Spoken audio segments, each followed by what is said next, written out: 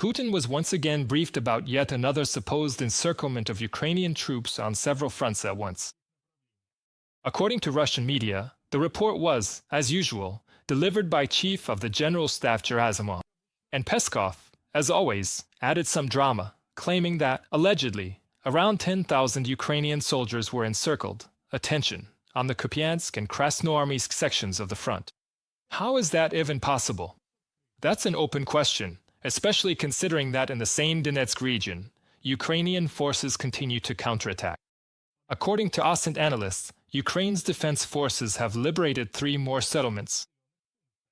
And all this is happening against the backdrop of Putin's loud statements to Trump, claiming that the Donetsk region will be fully under control by September. Then the deadline was quietly pushed back to November. But what do we actually have in reality? Let's figure it out now. Back on August 15th, during the summit in Alaska, Putin assured Trump that the Donetsk region would be fully captured by November 2025.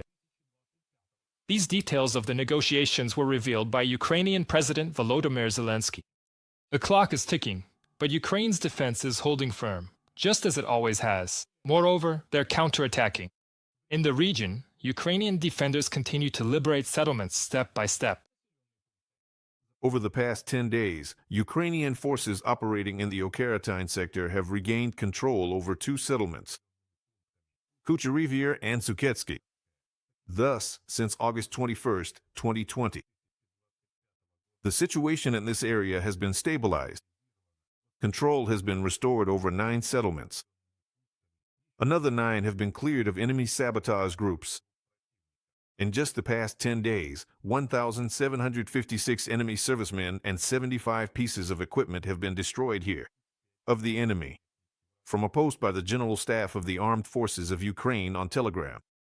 The American administration is closely monitoring the situation on the front line in Ukraine. And it fully understands that the Kremlin's loud statements are increasingly at odds with reality. No amount of impressive reports or claims of success can hide the obvious. The Russian army has not advanced and is suffering heavy losses. Washington openly states that Putin is not achieving any strategic results there, despite all his efforts. The U.S. ambassador to NATO, Matthew Whitaker, emphasized that over the past 10 months, Russia has suffered enormous losses in personnel.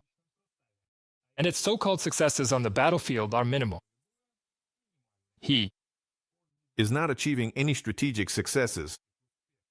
He is simply continuing to fuel the bloodshed on the front line without achieving any real results. So over the past 10 months, Russia has captured territory about the size of the city of Jacksonville. Insignificant gains, insignificant territory. The failures of the Russian Federation at the front are being closely monitored by the North Atlantic Alliance as well. NATO's Secretary General Mark Rutte noted that Putin is rapidly running out of both resources and manpower. Meanwhile, support for Ukraine from its partners remains stable and is delivering real results on the battlefield. Rutte emphasized that the Pyrol program, under which European countries, NATO members, and Canada allocate funds to purchase American weapons for Ukraine, will continue. Moreover, according to him, negotiations are underway regarding possible deliveries of Tomahawk ballistic missiles to the Ukrainian armed forces. In Ukraine, Putin is not achieving significant success on the battlefield, and even minor gains come at a high cost. Hundreds of thousands of Russians are dying because of Putin's deceptive aggression. Ukraine continues to defend itself bravely, and our support is bearing fruit. The truth is that Putin is running out of money, troops, and ideas. Ukraine and the United States stand united. Hostilities need to be stopped right now, along the current front line. But, as Ukrainian President Volodymyr Zelenskyy emphasizes, Putin will not agree to such a compromise. And it seems that's the case. The Kremlin continues to avoid direct proposals, talking instead about some kind of peace agreement that, according to them, should address the root causes of the war.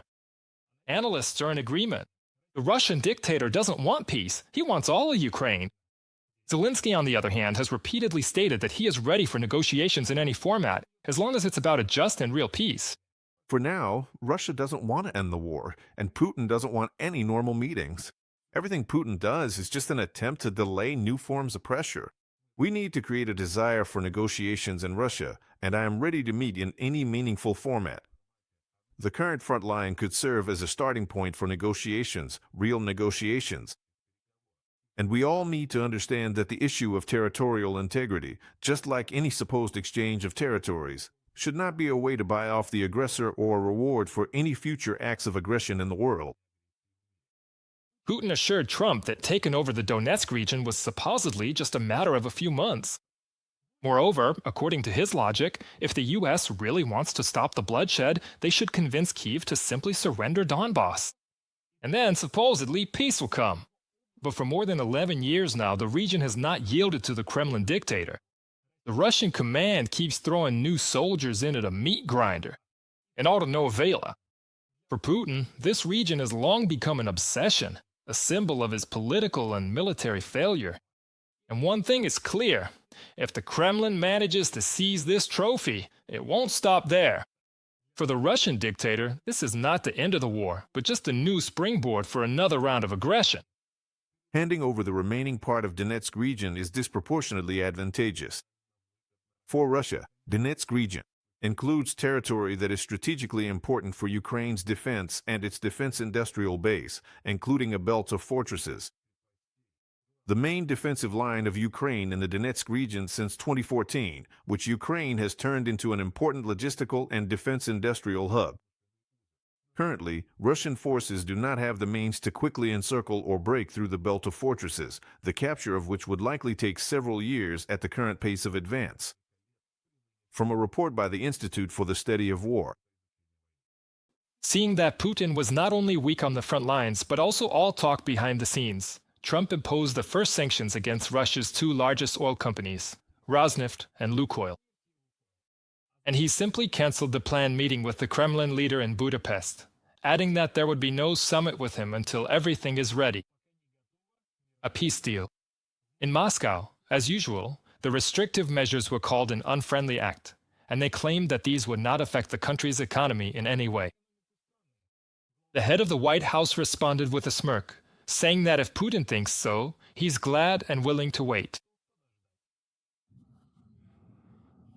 I think that they will definitely have an impact there. These are large-scale sanctions, including on oil. Two of the largest oil companies, among the biggest in the world, they produce a lot of oil. And hopefully, this will push him toward reasonable behavior. In jest. A few days after the American restrictions were imposed, Indian state companies began to suspend purchases of Russian oil. As Reuters notes, Beijing soon followed the same path.